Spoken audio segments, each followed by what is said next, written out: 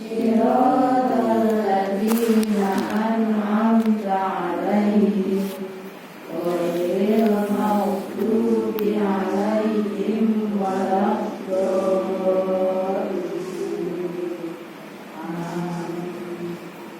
Selanjutnya saya persilakan kepada Ustaz untuk mengisi materi. Tafadhol Ustaz.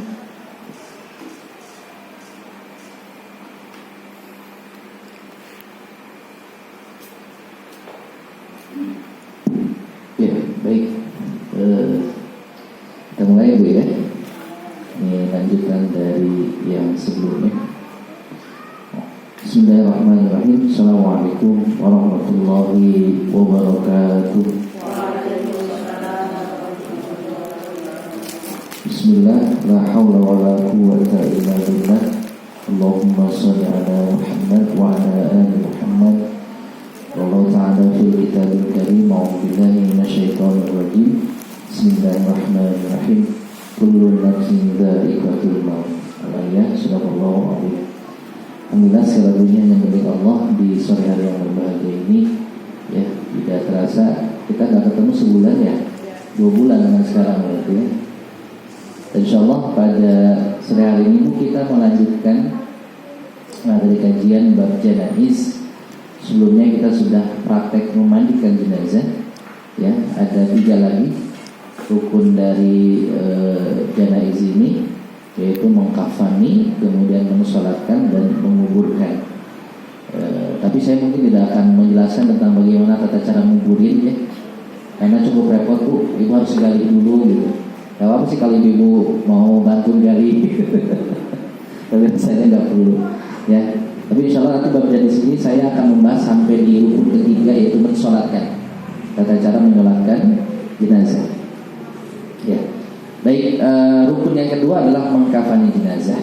Ya. Nanti insya Allah pertemuan kali ini kita akan bahas lebih kepada teori. Ya. Nanti bulan berikutnya kita langsung praktek gimana cara ngebungkusnya. Jadi harus siap-siap nih, harus ada relawan yang siap kita bungkus. Ya, kalau boneka susah, kemarin bonekanya kecil banget bungkus. Jadi harus orang gitu ya, biar enak cara membungkusnya. Ya. Nah, Bapak Ibu sekalian, Allah Subhanahu wa taala, dalil tentang mengkafani jenazah ini ada dijelaskan di dalam hadis Nabi sallallahu alaihi wasallam. Hadis riwayat Bukhari dan Muslim. Ya. Hadisnya berbunyi dari Abdullah bin Abbas, dia berkata, bayanu rajul waqifu ma'an Nabi sallallahu alaihi wasallam. Ya.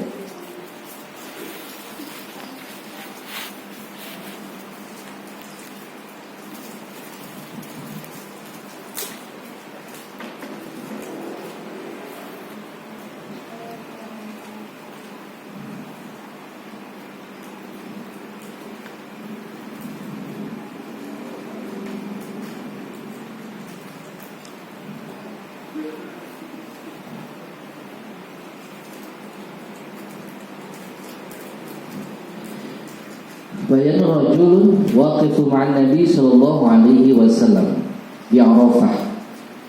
Ada seorang laki-laki, rajul waqif, yang sedang wukuf bersama Nabi sallallahu alaihi wasallam di Arafah.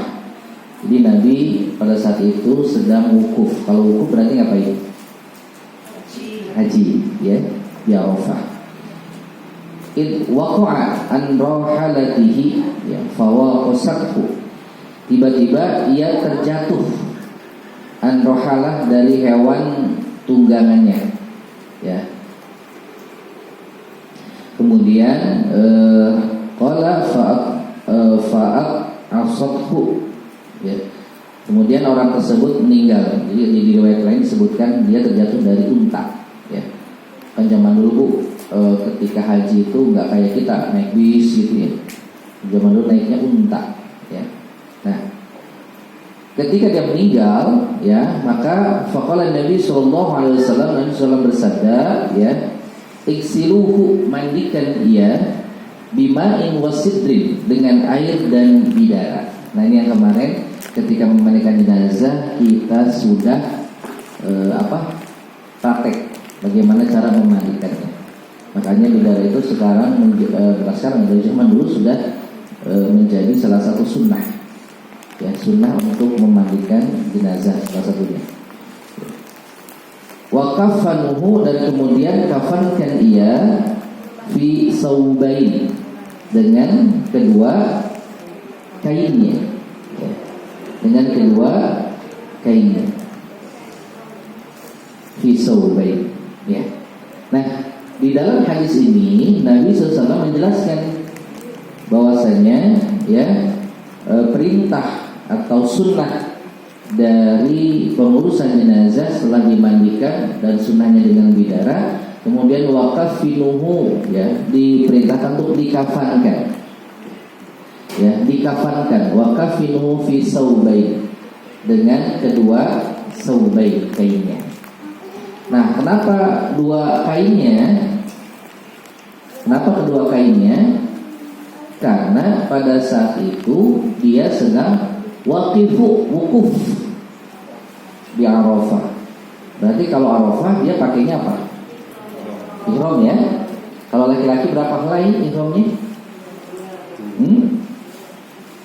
Dua. Karena tidak ada kain lagi, yang ada hanya kain ihram yang dipakai, maka Nabi memerintahkan wakafinuhu fi saubain, kafankan ia dengan kedua helai saubain kainnya.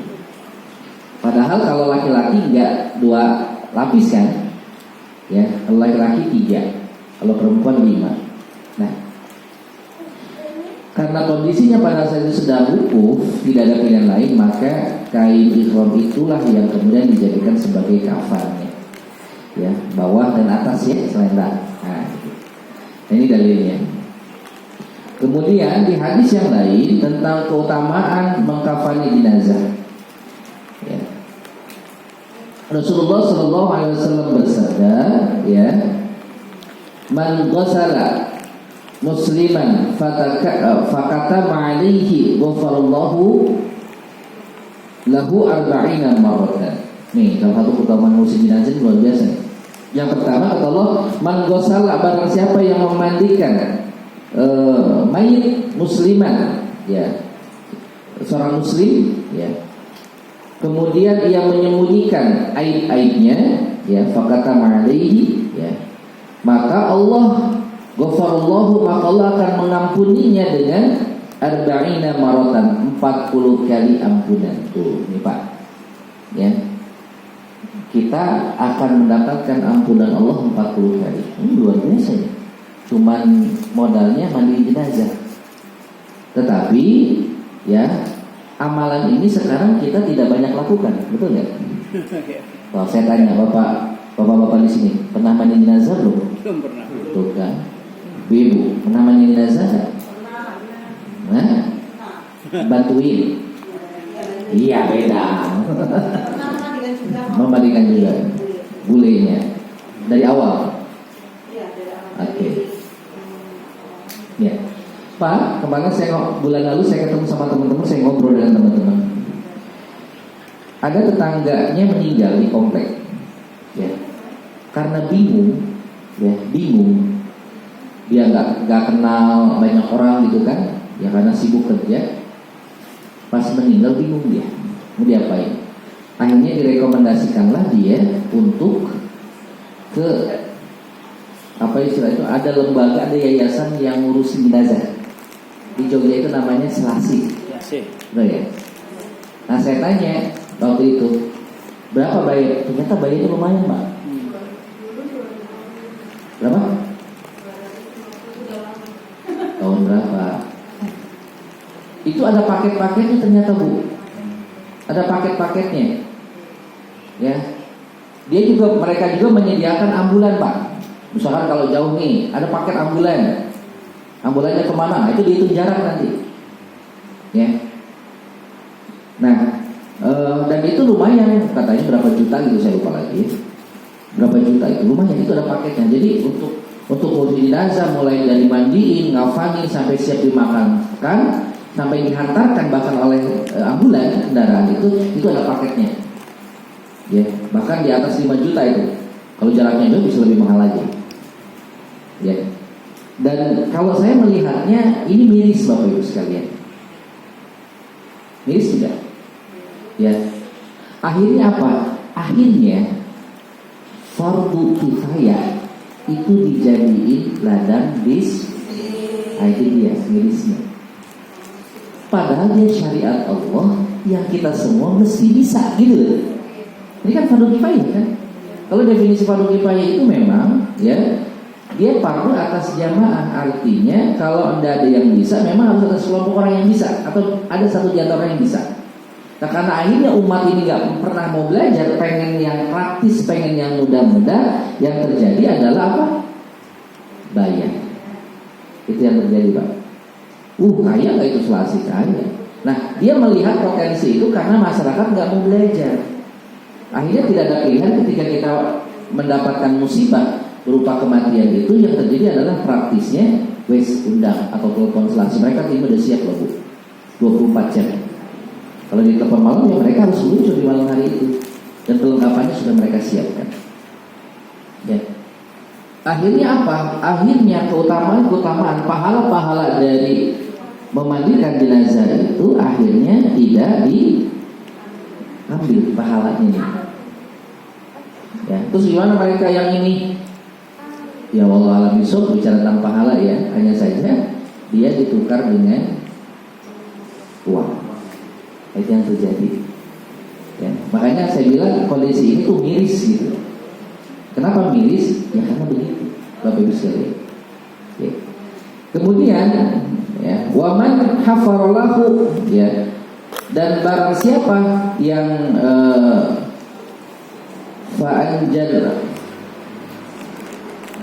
fa'ajjannahu ajru alaihi ka'ajrin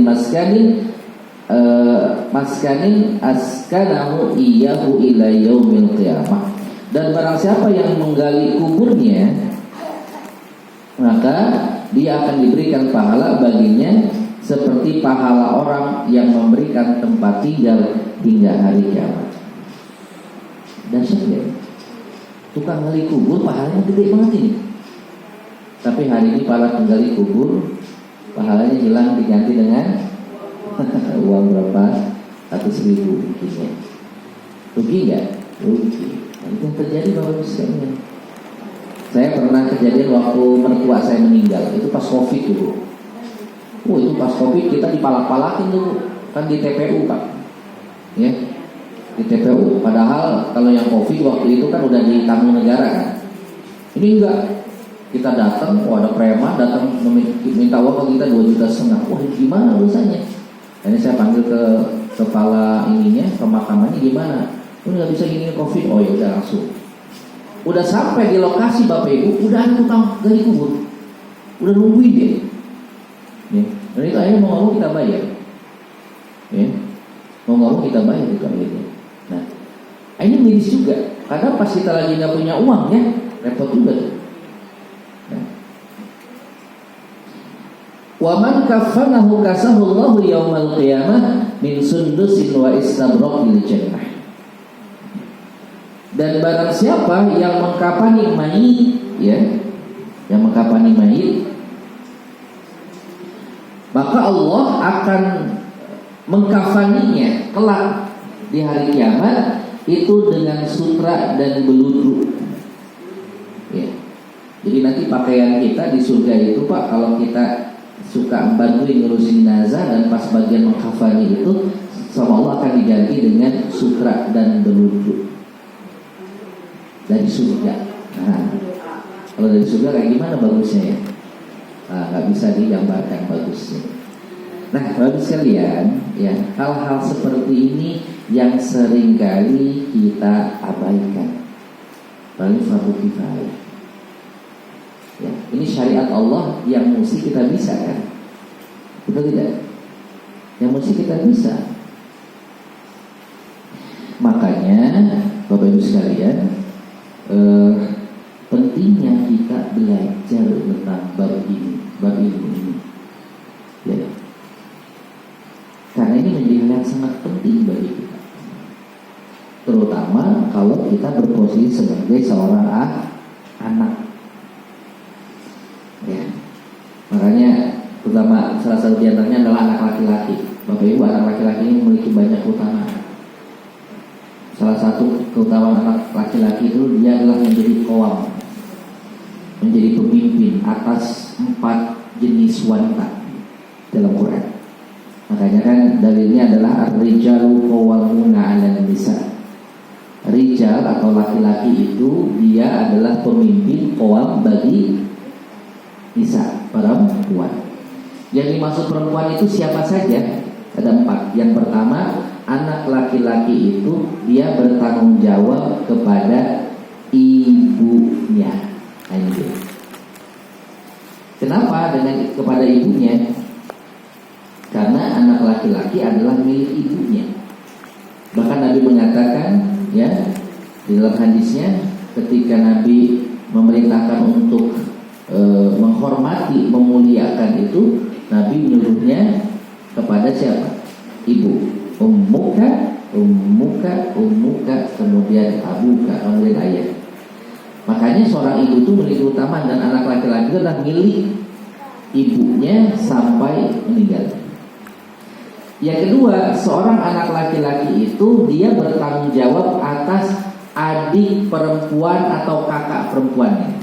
Nah ini, karena dia yang akan menjadi walinya kan, dia yang akan menjadi penyambung kewalian, dia yang bertanggung jawab terhadap warisannya dan sebagainya. Ya, dia menyambungkan nasab. Yang ketiga, seorang laki-laki, anak laki-laki itu bertanggung jawab pada siapa? Istrinya ketika dia sudah menikah. Dan yang keempat, seorang laki-laki dia bertanggung jawab kepada anak perempuannya. Nah, makanya Bapak Ibu, kalau kita punya anak laki-laki ya, didik dia dengan agama yang baik agar dia bisa bertanggung jawab menjadi pemimpin terhadap 4 wanita ini. Karena kalau salah satu di antaranya dia tidak bertanggung jawab, itu dosa baginya. Karena sekarang banyak fenomena generasi strawberry. Benar nggak? Fenomena ya. Dia ada seseorang yang menjadi tulang punggung keluarganya, ngeluh melulu. Kenapa muncul generasi hari ini Pak yang begitu Pak? Karena dia tidak ditanamkan pemahaman agama yang baik kepada anak-anaknya. Padahal itu kan tanggung jawab, itu nggak anak laki ini ya. Gen Z. Nah, yang itu kan protes terus kan, saya ngeluh kan, Gen Z kan. Ya. Dia menjadi tulang punggung, wah begini, speak up gitu ya, ngomong di mana-mana. Kenapa demikian? Ya tadi, kurangnya pemahaman agama kepada anak kita hari ini. Padahal anak laki-laki itu bertanggung jawab loh kepada 4 orang wanita. Ya. Dan kemudian seorang anak laki-laki itu dia yang bertanggung jawab untuk memimpin sholatnya orang tuanya. Bukan orang lain yang disuruh memimpin sholat, jadi imam, bukan jadi jamaah. Coba anak-anak kita kalau bagi dari sekarang ilmunya, terus mau ngapain dia? Dan anak laki-laki itu yang nanti ketika jenazah itu akan dimasukkan ke dalam liang lahat, maka dialah orang pertama yang ada di bawah. Laki-laki itu, bukan orang lain. Nah, cuman anak kita yang kayak begini-begini yang sekarang di jalan sekarang, karena nggak dibiasakan dengan kondisi kayak gini, suruh masuk ke liang lahat, takut malah. Benar nggak? Ya Allah, ya Allah. Disuruh mimpin sholat, raiso, sholat aja nggak pernah bi. Ya, ya. Ada orang yang sholat jenazah pakai ruku sama sujud. Gimana urusan itu? Ya, Allah. Nah, pentingnya ilmu ini karena miris hari ini syariat ini banyak dilupakan dan ditinggalkan oleh kita. Ya. Nah, tapi Allah Subhanahu Wa Taala. Nah, di dalam mengkafani jenazah ada hal-hal yang harus kita siapkan. Apa saja itu? 1, catat. Ya, ini hal yang perlu diperhatikan dalam pengurusan jenazah. Yang pertama, ya, semua perlengkapan si mayit itu disiapkan dari harta si mayit.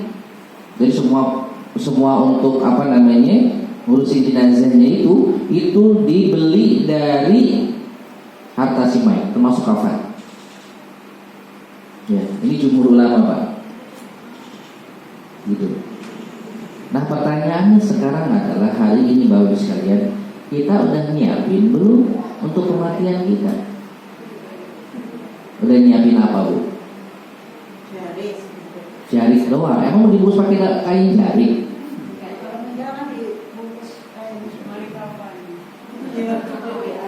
Nah, udah siap belum? Udah punya belum kita yang begitu-begituan? Kain kafannya udah pernah punya, Pak?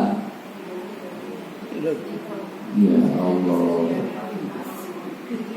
Sediakan di masjid, kan ada iuran. Ini dia dalilnya. Dibeli dari harta si mayit. Nah, seringkali kita mengabaikan perkara ini, akhirnya apa? Kita nyusahin orang yang hidup. Bener nggak? Pas lagi meninggalnya malam bingung nyari kain kemana, ya, nyari perlengkapan kemana. Nah, seringkali kita mengabaikan hal ini. Pak, mestinya setiap kita minimal di keluarga itu punya kain kafan, minimal punya satu. Karena kalau seandainya di antara keluarga itu meninggal, sudah disiapkan tuh kainnya. Ya, nah seringkali kita nggak begitu. Ya, udah hidup di dunia kita nyusahin orang, meninggal juga kita nyusahin orang gitu. Nah, ini ya, perhatikan hal seperti ini yang seringkali kadang kita lupakan. Satu. Yang kedua, hal yang mesti kita siapkan yang kedua adalah disunahkan memakai kain kafan yang berwarna putih.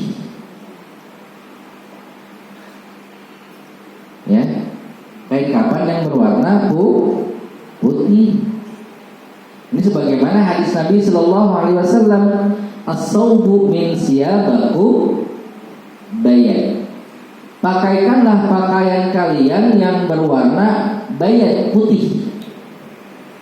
Fa innaha min khairi siyabakum. Karena sesungguhnya itu adalah sebaik-baik pakaian. Makanya orang Arab kalau kemana-mana senangnya laki-laki terutama pakaiannya warnanya putih. Ya misalnya. Ya kenapa? Ya karena dia ngikutin hadis Nabi, sunnah pakai pakaian putih itu sunnah. Kita kadang pakai pakaian putih itu pas Jumatan doang, Pak. Itu pun kalau ada. Kalau enggak ya warna-warni kita. Wa kafinu fiha mautakum. Dan kapankan ya, wa kafinu dan kapankan fiha dengannya mautakum, ketika meninggalnya itu kafankan dengan kain warna putih tadi maksudnya. Makanya kan kain kafan itu warnanya putih kan, ya, nggak ada yang warna-warni, nggak ada motif. Dan itu sesungguhnya pakaian terakhir kita, nggak ada motif, ya, warnanya putih, polosan, murahan, nggak ada jahitan kan, murahan nggak? Murah. Ini dibanding kerudung ibu nih, mahalan kerudung ibu nih. Ayo, bener nggak? Dari kain kafan tuh paling murah 10.000 per meter. Yang mahal dikit 20.000 lah. Ya, ada kartunnya. Ya, kalau yang paling murah 10.000 per meter. Coba aja itu sama jilbab ibu, mahalan mana itu? Mahalan jilbab ibu.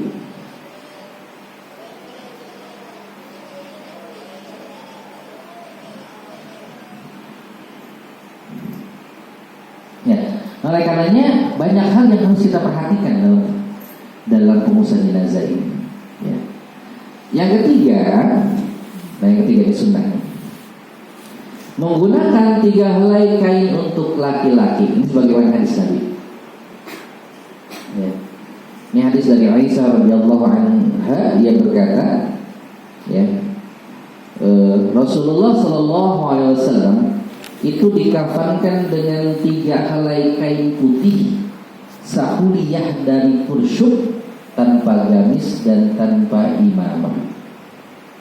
Nih, jadi Nabi itu dikafankan kainnya 3. Maka Makanya bagi seorang laki-laki, ya, jumlah lembaran kain kafannya itu 3 lembar. Dan laki-laki paling gampang Bapak Ibu, ya, tinggal bungkus, ya, ditumpuk tinggal dibungkus. 3 helai tanpa kursuk, ya, tanpa gamis dan tanpa imamah. Jadi nggak perlu dibuatkan gamis bajunya, nggak perlu dibuatkan imamah, nggak perlu. Cukup 3 helai saja dibungkus, selesai. Nah, itu bagi laki-laki. Yang keempat, sedangkan bagi perempuan itu dia 5 helai. Ini sebagaimana hadis dari Ummu Atiyah radhiyallahu anha, ia berkata, ya, an Ummu Atiyah radhiyallahu anha qalat fakaffanaha fi khamsatan aswad wa khamrunaha kama bi khamrul hayy. Maka kami mengkafaninya dalam 5 kain dan kami mengerudunginya sebagaimana seorang perempuan yang masih hidup berkerudung. Jadi bedanya laki-laki dengan perempuan itu, ya, kalau laki-laki cukup 3 helai saja. Nah, sedangkan perempuan selain 3 helai tadi sebagai dasarnya, kita buatkan dia gamisnya dan sarungnya, plus ditambah dengan dibuatkan kerudungnya tanpa jahitan. Dan nanti insya Allah bulan depan kita praktek gimana cara motong-motongnya, cara bentuknya, ya. Nah, ini bagi perempuan. Jadi kalau perempuan itu dasarnya dia 3 sebagaimana laki-laki, tambahannya itu pakai gamisnya, nanti kita bikinin bajunya sama sarung penutup bawahnya. Nah, itu udah 5 kan? 3 tambah baju tambah sarung 5 plus dengan kerudung. Ya, ini sebagaimana hadis Nabi. Yang keempat, yang kelima, ya, hal yang diperhatikan dalam mengkafani jenazah yang kelima adalah memberi wewangian. Nah, ini, ya. Oleh karenanya Nabi SAW bersabda, ya, apabila kalian memberi wewangian kepada mayit, maka berikanlah 3 kali. Dan disunahkan wewangian yang dimaksud itu adalah kasturi, bukan minyak nyong-nyong atau minyak, kalau di kamu tuh minyak apa Mbak? Kalau di sini apa namanya Mbak? Selimping, yang baunya khas, atau minyak cakuyung. Ya. Makanya minyak itu nggak akan pernah mau dipakai buat sholat Pak. Karena khas dia untuk mandi, ya. Jadi harus yang sunnah, dan itu menggunakan kasturi. Nanti saya jelaskan bagaimana caranya bulan depan. Oke. Kemudian alat-alat yang harus disiapkan. Nanti tolong minggu depan, bulan depan siapkan ini, ya. Ini alat yang disiapkan, Mbak, ya. Apa saja itu kain kafan, ya. Nanti tolong siapkan kain kafan panjangnya sekitar 12 meter. Kenapa 12 meter? 12 meter itu ukuran standar bagi perempuan, karena kan tadi 5 helai plus kerudung. Kalau 10 meter itu masih kurang. Nah, kalau 10 meter itu laki-laki cukup 10 meter, ya. Kain kafan, kainnya nggak usah yang bagus-bagus Mbak, yang murah aja cari, ya, paling berapa. Yang kedua, ya gunting pasti karena untuk potong. Yang ketiga, minyak wangi, nanti kasturi, nanti saya bawa lah, ya. Kemudian kapur barus, bawanya kapur barus sama kapas. Nah, tolong perhatikan kapasnya. Kapasnya itu bukan buat kapas kecantikan Mbak Ulan, bukan, ya. Ya.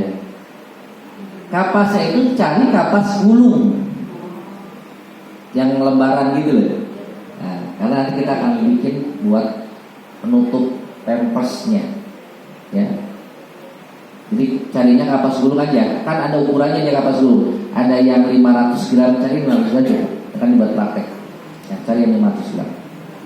Oke. Nah, ini alat yang disiapkan nanti ya bulan depan. Kemudian tata caranya, nah ini nanti insya Allah bulan depan kita praktek ya biar enak. Ya, ini gampang lah caranya ya. Bentangkan 3 kain kafan yang telah dipotong sesuai dengan ukuran jenazah, kemudian disusun. Nah Bapak Ibu, cara motongnya itu harus cara motongnya itu ada caranya. Jadi kalau motong jenazah itu jangan ngepas. Misalkan contoh, saya tinggi badannya 162. Ya, jadi kalau mau motong, karena tinggi badan kan, panjang ya tinggi badan, itu jangan pas setinggi badan saya 162, jangan dipasin ujung kaki sama kepala. Tapi ujung kaki dan ujung kepala tolong lebihin 20 sampai 30 cm. Jadi sejengkal atau 2 jengkal. Untuk apa? Buat ikat pocongnya.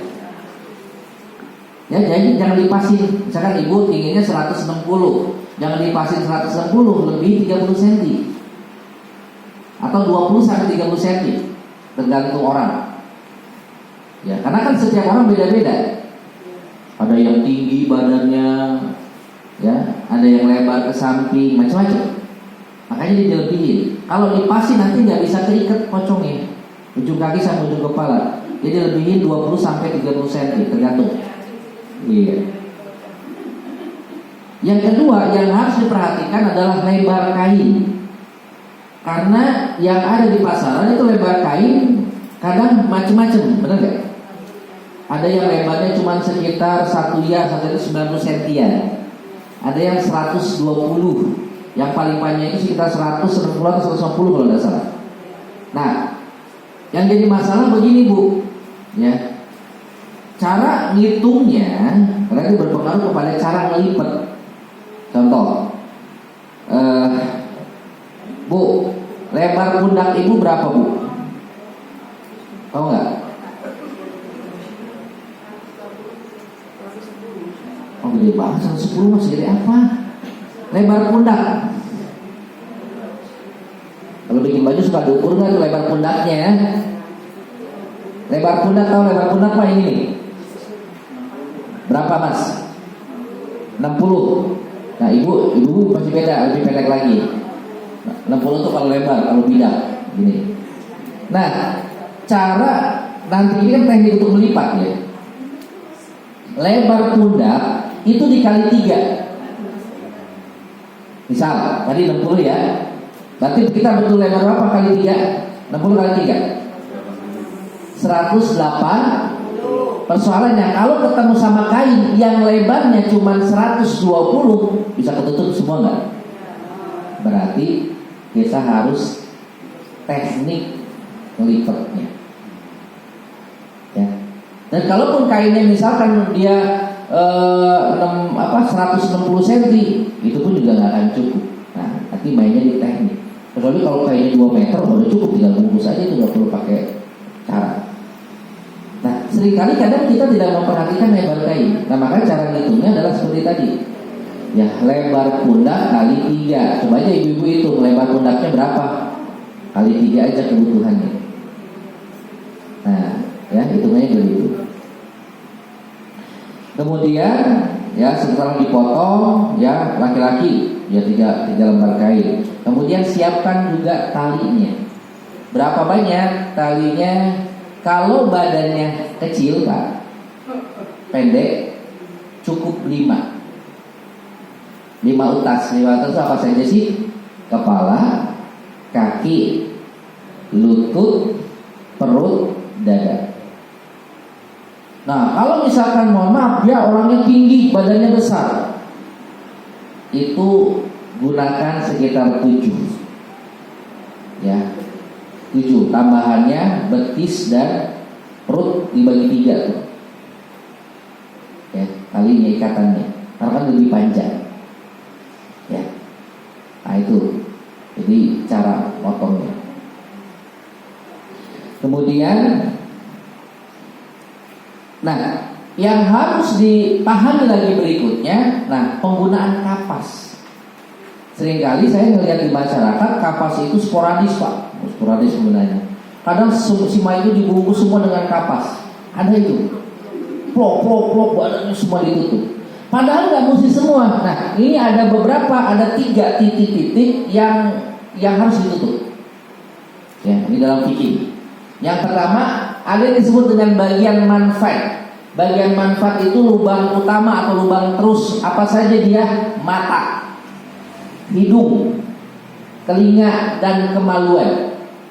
Berarti kalau kemaluan depan, belakang, ya, dubur dan kubur bagian depannya. Nah itu fokus ditutup di bagian-bagian itu, lubang manfaat atau bagian manfaat. Yang kedua anggota sujud. Apa saja itu sujud? Dahi, itu tutup sama kapas. Kemudian telapak tangan. Makanya nanti cara nyusun telapak tangannya itu. Nah, saya mau tanya Bapak Ibu, kalau telapak tangan itu posisinya kayak gimana?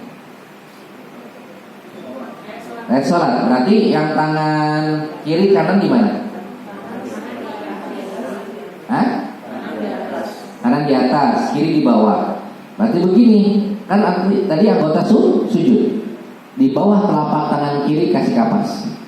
Kiri kan? Di atasnya kapas ya? Kanan. Tutup lagi di atas, kapas di atas. 3 lapis. Oke. Kemudian setelah itu sujudnya apa lagi? Lutut. Ini kalau abang sujud lutut kan?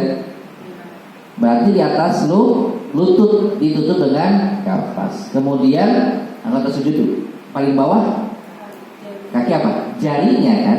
Nekuk kan? Nah, maka semua jarinya ditutup. Semua aja, ambil kain, sobekin, tutup aja. Kalau udah satu-satu dibungkusin. Pada kerjaan aja bu.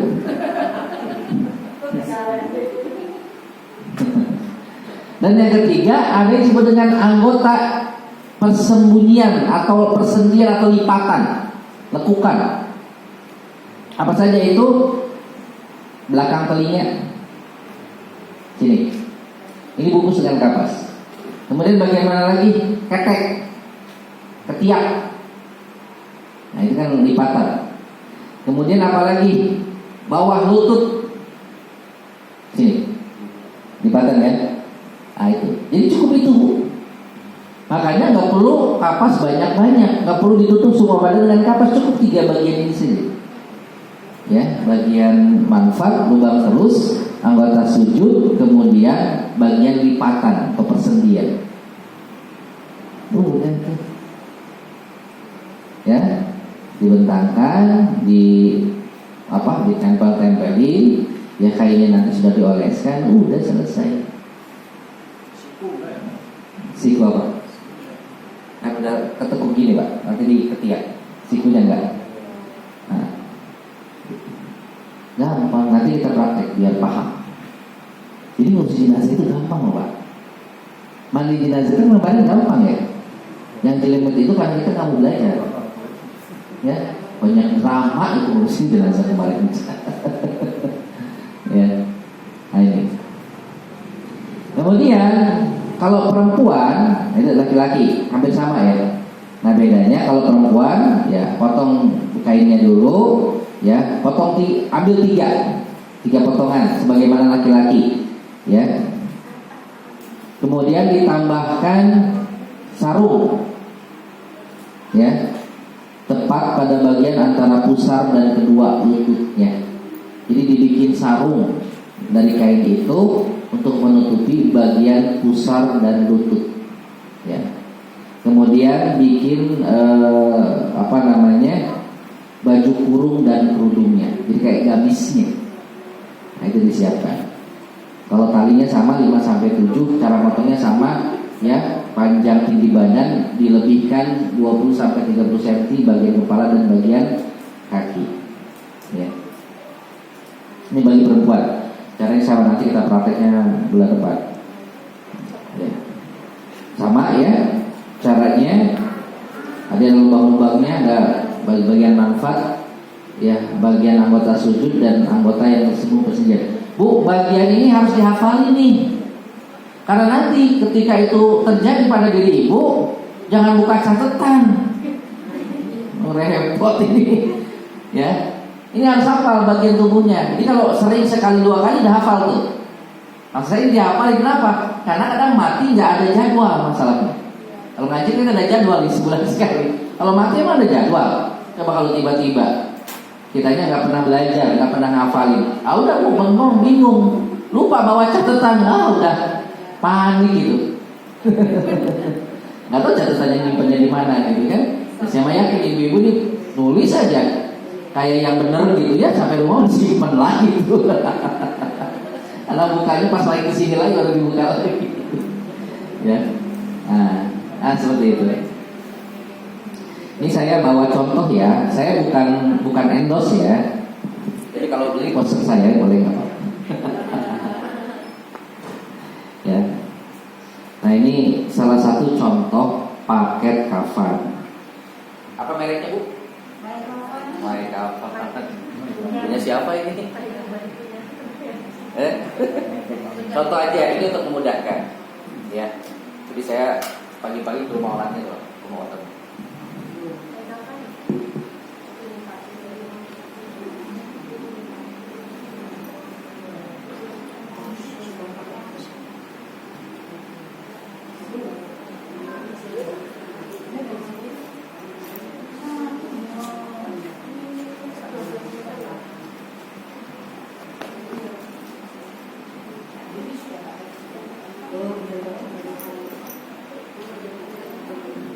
Saya mau kasih contoh ya, kasih contoh biar nanti Bapak Ibu nggak bingung.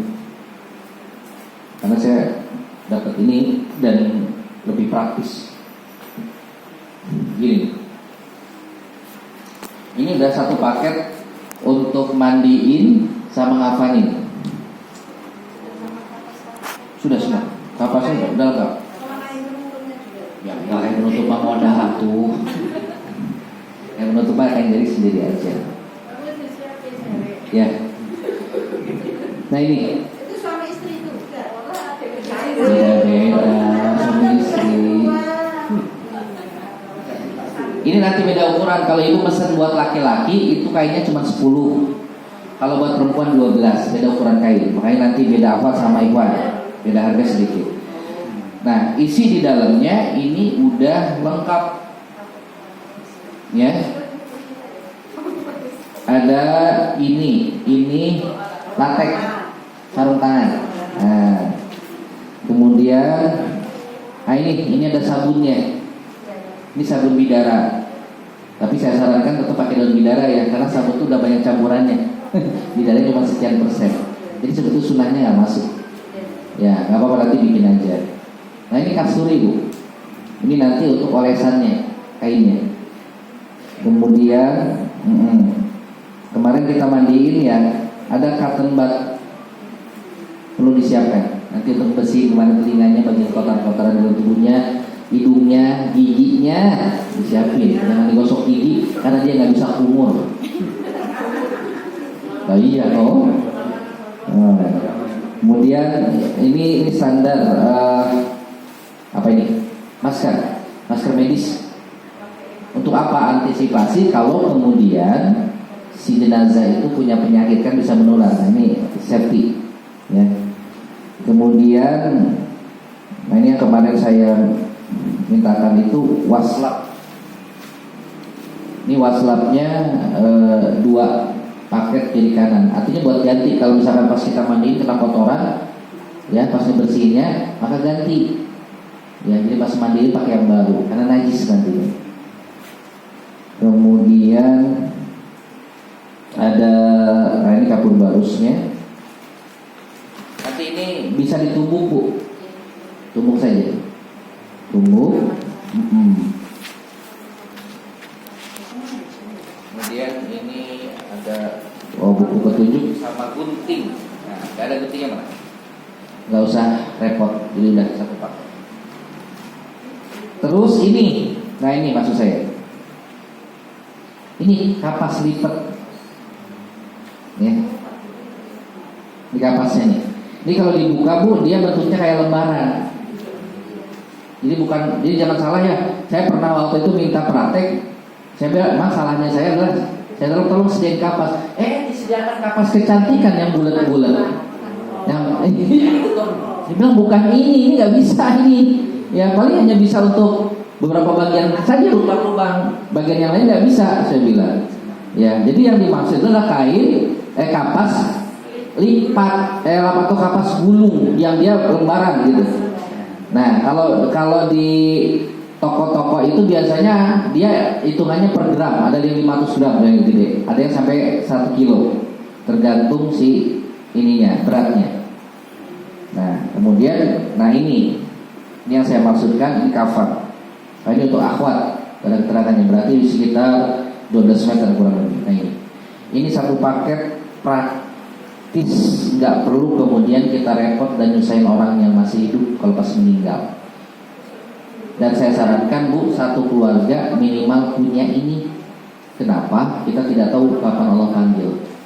Kalaupun misalkan keluarga ibu aman, ada saudara, pakai sedekah kan? Ya, daripada ibu kemudian setiap tahun mikirin kalau baju lebaran mana kebeli ya. Begini kepada kebeli karena kita belum tahu ilmunya. Oh belum, masih utuh. Masih utuh. Kan nanti Bu, panjang orang, tinggi orang beda-beda. Nah ya, siapa yang meninggal itu gimana? Nah makanya saya kesini ngejelasin gimana caranya. Ya, bayar Bapak Ibu paham cara penggunaannya. Nah ini contoh saja. Ya, ternyata ada orang-orang yang kreatif untuk memudahkan. Nah, salah satunya adalah bikin kayak beginian. Dan menurut saya itu bagus. Kenapa? Karena banyak yang kita abai ngurusi begini. So saya tanya, Ibu kalau beli perlengkapan gini di Jogja di mana, saya tanya? Di pasar. Di kampung itu kan ada, memang harus ada stok, kan mungkin punya stok itu. Pasti ya. Jadi kalau ada yang siaga, terus sudah siap semuanya. Iya. Karena belinya beda-beda tuh tokonya tuh. Ini di sini, ini di ini. Itu loh, kembang yang satu paket itu malah mahal 250. Nah itu yang drama-dramanya itu. Ya, yang ini yang utamanya kita abaikan ya. Ya, tetek bengeknya tuh yang kayak begitu Bu, bikin kembang kantil apa yang di ronce itu toh, yang begitu-begitu ini yang nggak disiapin kan konyol. Nah itu yang terjadi Bapak Ibu sekalian di masyarakat kita, mengabaikan hal-hal yang penting. Makanya tadi yang saya sampaikan tuh yang hal-hal yang disiapkan itu adalah berkaitan dengan kebutuhan mengkafaninya, bukan drama-dramanya, kembang kantilnya, segala macamnya harus pakai ini dan itunya. Itu yang terjadi di masyarakat Bu. Mulai undangannya. Nah iya makanya.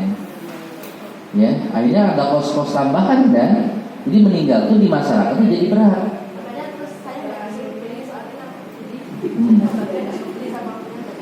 Nah itu dia. Ya, betul. Jadi memang ya tadi Pak, yang menjadi persoalan karena di masyarakat itu drama-drama beginiannya. Tambahan-tambahan yang nggak pentingnya dan nggak termasuk menjadi bagian sunnahnya nggak ada. Horor aja. Iya, enggaknya segala macam horor-horornya. Nah, gitu.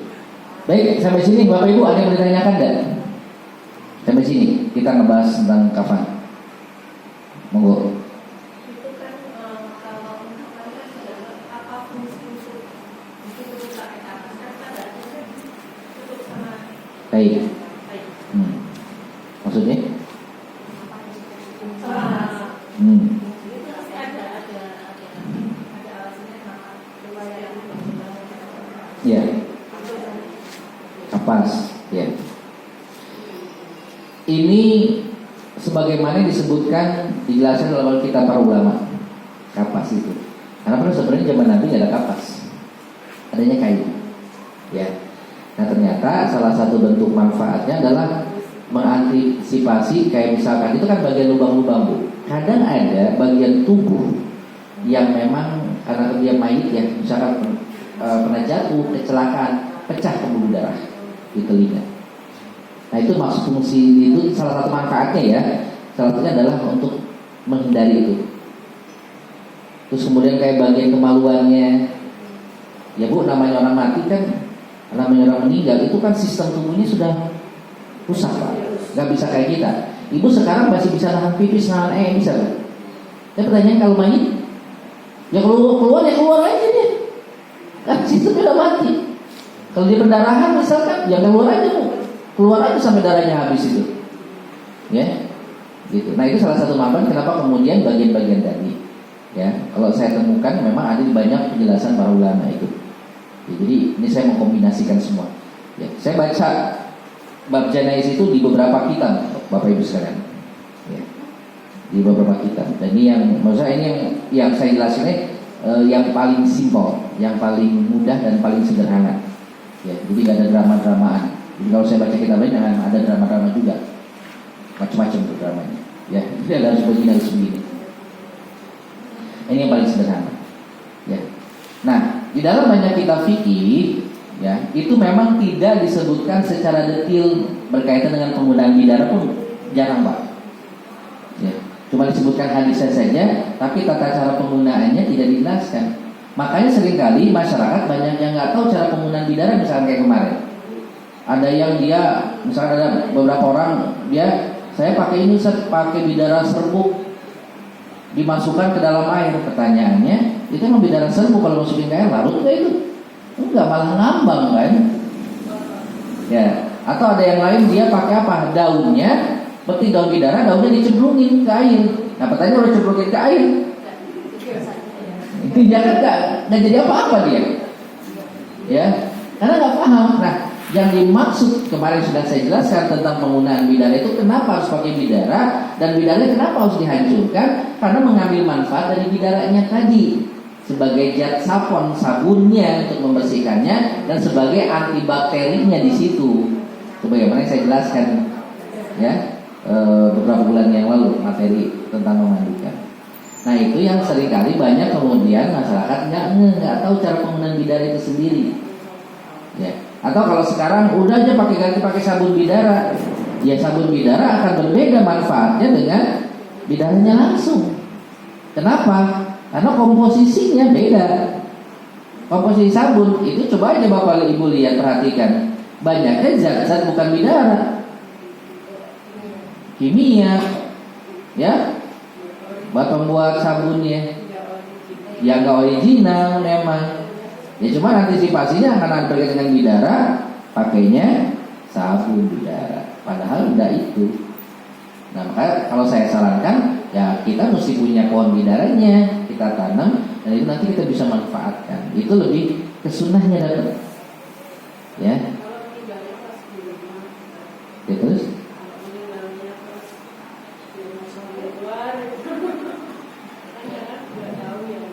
Ya makanya kadang kan ketika di rumah sakit juga kan ditawarkan mau diurusi langsung atau mau dibawa, kan gitu. Kan tergantung ya. Kan ditawarin juga dari rumah sakit. Cuman tadi karena banyak orang yang akhirnya pengen praktis, ya wes terima beres. Jadi pas pulang dari rumah sakit itu kadang udah dikafanin, udah bersih. Karena udah dikafanin, udah dibungkus. Jadi rumah cuma tinggal disolatin doang. Ya terjadi. Ya itu tadi kita kadang begitu. Ya.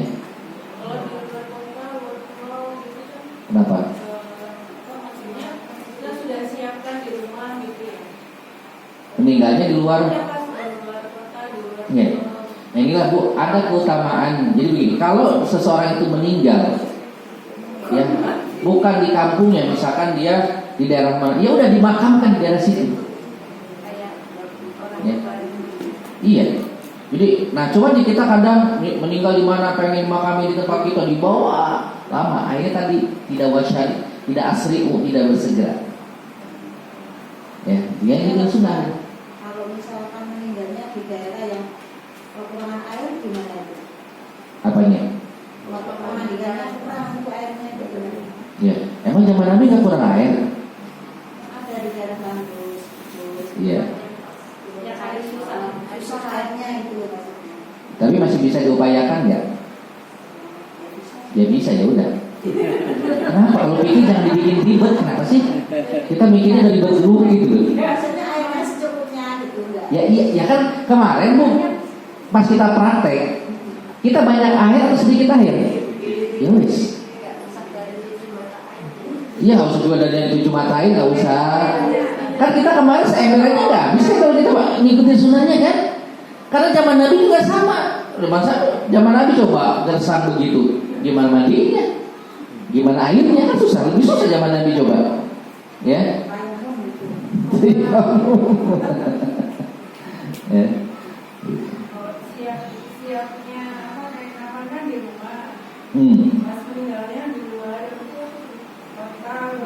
Ya, itu suka apa ya? Tanya saya.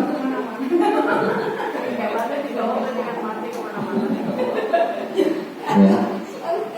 Ya tadi kalau dia meninggalnya tidak di daerah kita, di tempat jauh yang tidak memungkinkan, ya sudah makamkan saja dari situ. Ya, nggak usah kemudian harus dibawa ke kita, harus dikirim pakai paket gitu ya. Ya, pakai kargo, pakai pesawat, mahal banget. Ya udah di situ aja. Kayak misalkan bapak ibu, misalkan pergi haji atau umroh, meninggal di tanah haram, mau dibawa pulang atau dibiarin aja makamnya di situ. Makanya di situ. Ada teman saya 2 tahun yang lalu setelah COVID itu beliau berangkat haji, suami istri, ibunya, ibu teman saya. Nah sampai sana berapa minggu gitu ya, beliau meninggal, ibunya meninggal. Ya udah dimakami di sana. Ya, jadi anaknya kalau mau ziarah harus ke sana, Bu. Yang harus sekalian umroh. Ya udah, gimana lagi sih dari situ? Ya, nah gitu. Kenapa? Ya udah biarin aja. Kan kita, ngapain sih harus memaksakan sesuatu yang ya di sana udah biarin aja. Ya udah, kayak kapan yang ada di sini buat siapa? Ya buat ibu kan kalau mati. Apa sih? Dari awet ya nggak akan ini asal nyimpennya yang laki aja nggak dimakan raya tuh. Ya. Ya kalaupun kita misalkan yang wanita belum ada yang meninggal, ada tetangga atau saudara yang meninggal, ya udah kasih aja, kan sedekah ya. Kita dapat pahalanya malah ke kita tuh. Kenapa sih bikinnya aneh-aneh? Bikin jelimet sendiri. Ya Allah, istighfar Bu. Mau kita kuburin? Atau kita kabarin boleh Bu? Sudah nyimpen tapi nggak dipakai. Iya. Oh saya kan udah dibeli. Ya, insya Allah nggak akan jadi mudorot, ya pasti manfaat tergantung kita. Kalau mudorot itu kadang kitanya pelit aja nggak mau ngasih, itu mudorot buat kita, sayang jadi.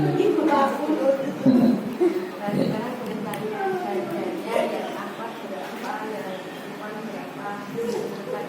Ini di luar forum aja ya. Ya.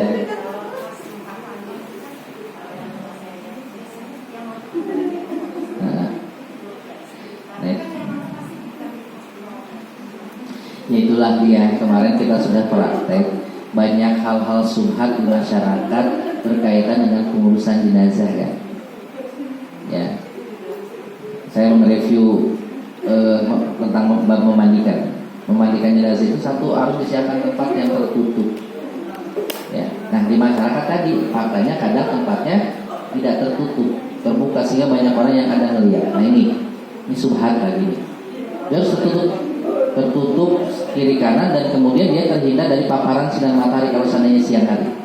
Tutup tuh. Ya. Makanya saya bilang, ya bukan saya bilang ini syariat. Kenapa Islam itu benar-benar memuliakan? Bayangkan, kita udah jadi bangkai aja masih dimuliakan dalam Islam, benar?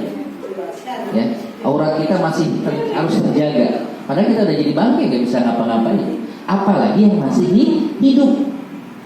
Yang udah jadi bangkai aja, udah tidak bernyawa saja, dalam Islam masih dimuliakan untuk terjaga auratnya. Apalagi kita yang masih hidup mesti benar terjaga auratnya, jangan diubah. Ya, Islam tuh saking memuliakan. Nah makanya tadi saya bilang bahwa di masyarakat banyak sekali subhat-subhat yang mesti kita lurusin tentang urus jenazah. Karena hal itu sudah terbiasa sehingga kemudian menjadi lumrah kan. Hanya mesti kita lurusin. Kenapa demikian? Karena bisa jadi mereka nggak tahu ilmunya. Akhirnya apa? Tradisi atau kebiasaan itu lebih mendominasi dibandingkan syariat itu sendiri. Jadi kalau ada orang yang beda, wah dihukumnya macam-macam. Aliran apa ini? Kok beda? Padahal yang ada di masyarakat itu dasarnya bukan karena syariat, tapi karena adat atau kebiasaan. Itu yang terjadi. Jadi syariat kalah dengan adat. Nah, gimana hukumnya itu Pak? Jadi yang ngasih pahala dan dosa itu siapa? Allah kan harusnya. Berarti kan posisi syariat itu lebih tinggi kan? Ini tidak. Akhirnya posisi adat itu lebih dominan. Makanya terjadi hukumnya bagaimana? manusia lebih tinggi daripada Allah, kan gitu. Kan konyol itu kan terjadi di masyarakat, dan boleh posisinya kayak gitu. Ini kan tradisi kita begini, ya kalau tradisi tidak sesuai syariat Islam, jangan diterusin gitu. Karena yang nanti memberikan pahala dan siksa itu kan Allah.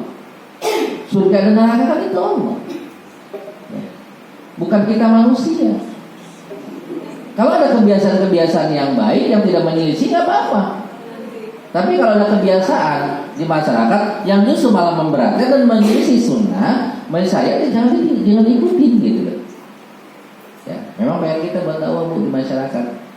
Yang kayak begini-begini itu perkara yang sering diabaikan, sehingga karena kurang ilmunya udah manut dengan apa yang ada. Jadinya kebiasaan dan kebiasaan itu dilegalkan menjadi sebuah tradisi yang mengikat di masyarakat, yang harus, ya termasuk tadi penyediaan bunga rampe dan sebagainya. Kan jadi harus kan. Coba kalau di tempat daerah yang ada bunga-bungaan, kan repot. Tadi saya tuh lewat dari mana? Itu tuh ada yang tukang dekat pasar itu loh, Cebongan ya. Itu kan jual kembang-kembang tuh. Itu buat itu kan? Rame yo. Oh iya. Itu jual kembang untuk pasar Cebongan itu Pak, perempatan itu. Setiap hari ibu-ibunya tuh dari pagi siang sore malam kayak jualan gitu ya.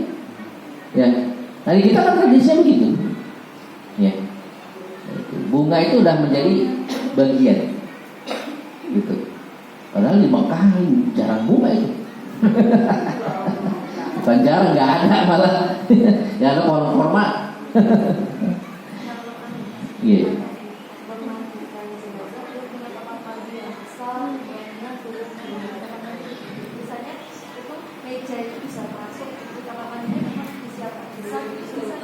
Ya lebih bagus, tertutup kan. Ya. Saya dulu gini Bu, saya dulu pernah ngisi kebetulan di Bandung di salah satu komplek perumahan Pak. Waktu itu masjidnya belum jadi. Ya, nah saya kebetulan membahas bab ini karena mereka perlu. Nah karena waktu itu saya ngisi di perumahannya itu tipe rumahnya kecil-kecil, 36, 45 gitu ya, yang halamannya aja udah sempit gitu ya. Akhirnya waktu itu saya sarankan ke takmirnya, tolong saya bilang buat, jadi masjid ini menjadi multifungsi, nggak cuma sekedar buat sholat saja. Akhirnya waktu itu saya sarankan, saya kan melihat masjidnya. Wah ini bisa Pak, apa? Ini area wudhu, saya bilang area wudhu ini bisa dijadikan tempat mandiin, saya bilang. Gimana caranya? Bikin reregan, tahu reregan nggak? Gorden. Ibu kayak gorden di rumah sakit tahu? Yang di atas, yang kemudian kain penutupnya itu dari plastik yang anti basah, bukan kain. Ya. Dan itu multifungsi, artinya kalau tidak digunakan tinggal dicopot si gordennya. Kalau ada yang mau dimandiin tinggal tutup, bikin saya tutup. Nah itu di Bandung waktu itu ikutin saran saya Pak. Jadi masjid itu alhamdulillah sekarang manfaat. Saya pernah diundang lagi pas sudah jadi itu, alhamdulillah Ustaz, ini kemarin udah pernah dipakai sekali. Ada tetangga yang meninggal, akhirnya mulai dari dikafanin Bu, dimandiin, kafanin sampai sholatkan di masjid itu Pak. Jadi keluarga sohibul musibah itu nggak repot gitu loh. Ya, karena itu kan komplek perumahan, jadi yang rumahnya tipe-tipe kecil. Itu saya sarankan waktu itu ada satu perumahan yang akhirnya ngambil saran saya. Jadi si masjid itu multifungsi. Ya kalau di kampung kan nggak gitu ya. Tapi di kampung lebih enak apa, halamannya lebih luas kadang. Manfaat bikin itu.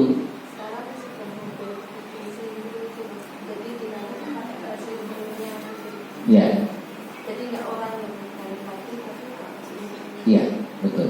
tapi kadang repot masang terus Bongkar lagi ya. masang gitu terus Tinggalin. Ya itu Bu. Ya, makanya saya seringkali kemudian menyarankan ketika masjid itu menjadi multifungsi, ya. Jadi nggak cuma sekedar buat sholat ngaji gitu ya, tapi juga harus multifungsi itu.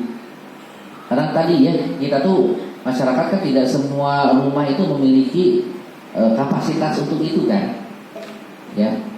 Karena rumah orang kan rumahnya ada yang kecil, ya sulit lah. Nah maka masjid itu menjadi fungsi itu salah satunya. Gitu. Asal kemudian dia ngerti prosesnya, caranya itu akan lebih mudah. Ya. Kan nanti mandinya juga harus pakai keranda gitu ya, yang ada khusus sekarang kan Untuk stainless ya, untuk mandiin itu khusus babnya. Jadi si kotorannya nggak kemana-mana, aman. Tinggal di bawahnya kemudian dipasang selang gitu ya, ke tempat langsung pembuangan, itu nggak masalah sebetulnya. Lebih praktis, ya, itu lebih mudah sekarang. Ya. Nah itu saya pernah menyarankan itu dan alhamdulillah ada satu masjid yang mengikuti saran saya waktu itu. Karena terkadang perkara-perkara ini Bapak Ibu ini menjadi perkara yang kadang seringkali tidak diperhatikan, diabaikan. Ya akhirnya ya udah situ urusanmu. Kalau mau mandi ya wes mandi sendiri aja gitu kan. Kita tuh berkaitan hal ini seringkali mengabaikan. Padahal utamanya luar biasa banyak sekali. Baik, ada yang bertanyakan lagi?